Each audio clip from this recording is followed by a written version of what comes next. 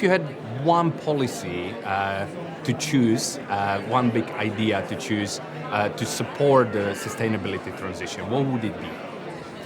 The role of policies is critical since it's really a tool that can mobilize industries and companies to go for decarbonization and also can really facilitate those companies who are already committed for net zero and in a way can, let me say, remove obstacles and accelerate some actions for net zero. In the case of Jaguar and Rover, for us, the future is all about electrification, as we want to be proud creators of modern luxury electrical vehicles. However, this can happen contributing to our net zero commitment by 2039 if the whole ecosystem in all the countries will be possible. What does it mean? It means that, for example, charging infrastructure will be deployed everywhere, and the experience to charge the electrical vehicles will be even better than today. So everyone can really, let me say, have a very good experience and use electrical vehicles, and this will be very beneficial for all the companies working to this area to reach net zero. It will be very beneficial for the society, as this will put down pollution. Right, absolutely. Thank you.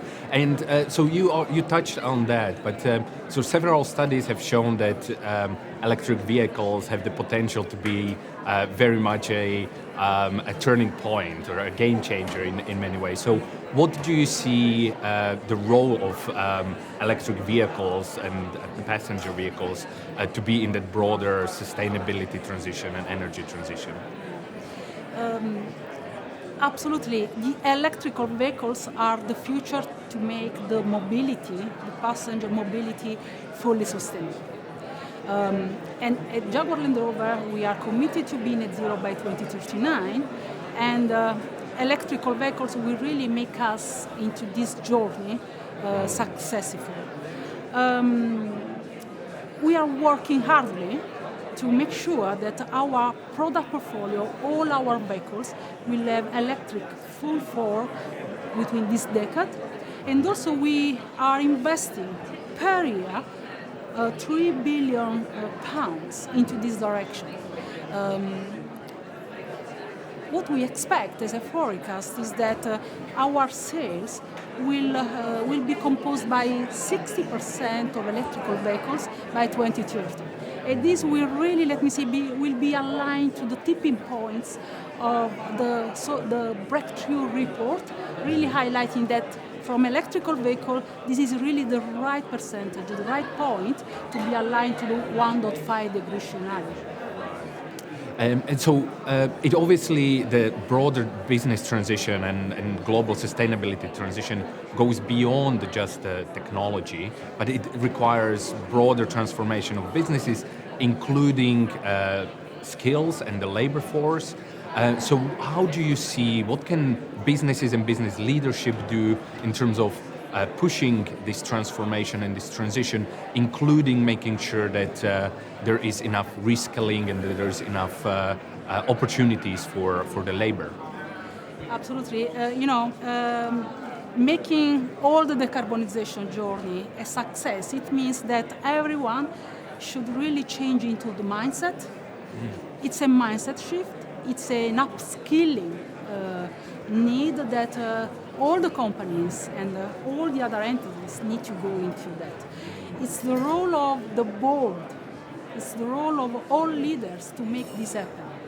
So for sure sustainability shall sit into the boardroom, the board shall secure oversight around this transformation regularly, and it's the role of all leaders to, let me say, look after the mindset shift of all employees. All employees should really realize and understand what sustainability means for the company.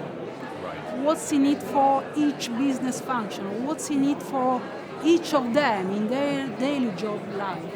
How they can contribute into that into real concrete manner. And that's where upskilling is very important. And Jaguar Land Rover, we already entered into a very massive training activity into this.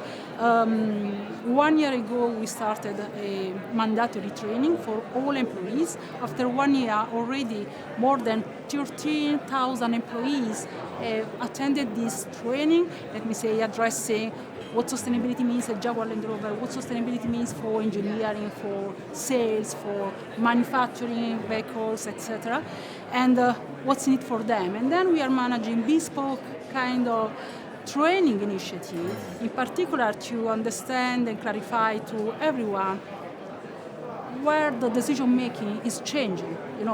How sustainability enter into the new equation of decision making. That today, or up to yesterday, it was cost, time, quality, weight, and now there is sustainability, it's CO2 emission. There are new elements into the equation to take into consideration into everyday decision making.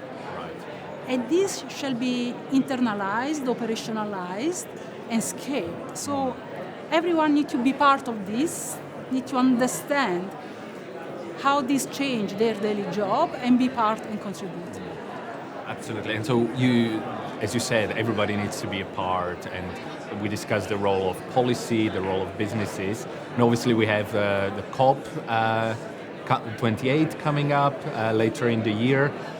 What would be the sort of one thing from your side that you would be expecting, that you would, from your perspective, make COP a success?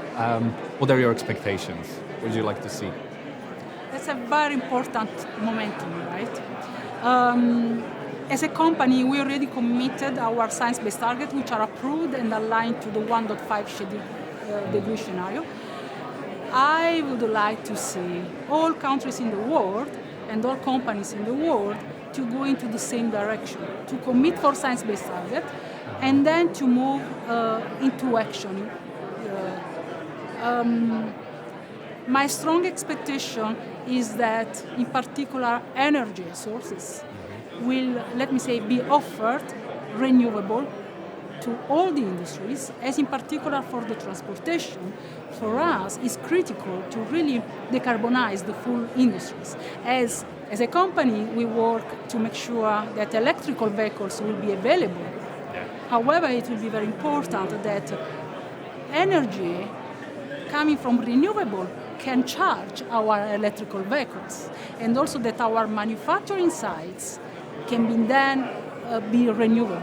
So in that sense, we can really envision cars to be net zero, where, manufactured through renewable energy, and then charged and used through renewable energy. Right. So ultimately, it's really a call for, let's go for a green energy across all the industries. So requires a systemic change. Absolutely. Thank you so much, Rossella Cardone. Thank you so much for being here.